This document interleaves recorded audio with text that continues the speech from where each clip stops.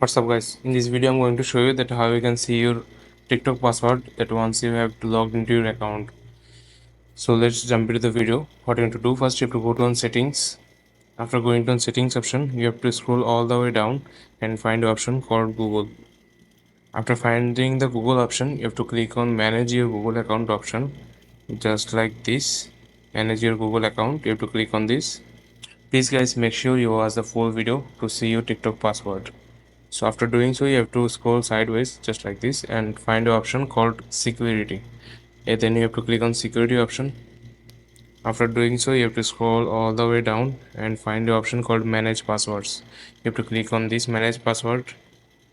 Then you can see here is a bunch of apps. You have to find the TikTok icon to see your TikTok password. Here is a TikTok icon. You have to click on this TikTok icon just like this. Then you have to put your password or your face ID and unlock your screen. After doing so, you can pretty much copy your username, and otherwise you can copy your password from here. So this is how you can see your TikTok password once you have log in into TikTok ID. So I hope you like this video, and if you find this video helpful, please leave a like on this video and subscribe my channel for more video like this. Peace.